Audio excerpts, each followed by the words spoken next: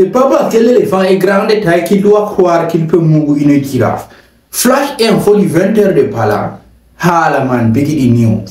Un prophète très puissant débarque dans les locaux de l'hôpital régional de Bamenda, débranque un malade sous oxygène, déballe une prière de guérison et par miracle, ce malade meurt.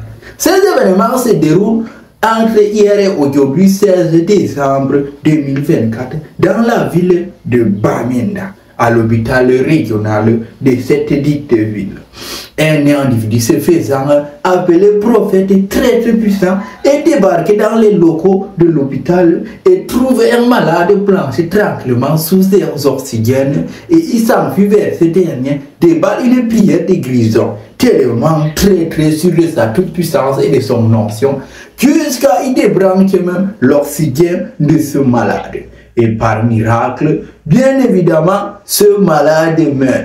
Étant la première cause jugée par les gens qui étaient à côté de la rencontre précipitée du malade et ses ancêtres, ce prophète a été récupéré par les témoins de la scène pour avoir et recevoir une éducation civique et physique accélérée via une bastonnade perpétue.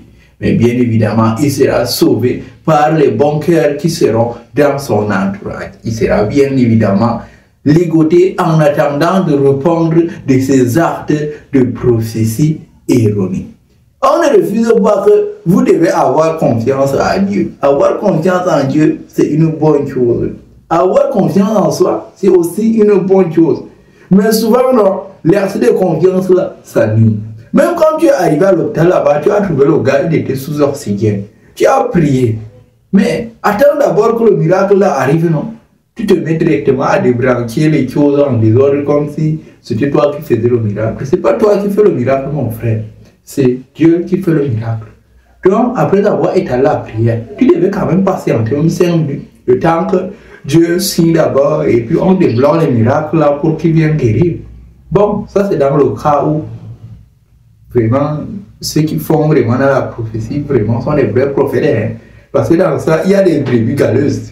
Je ne sais pas, ils partent ramasser les inspirations là, où dès qu'ils viennent, ils trouvent un truc comme ça, ils s'autoproclament prophètes.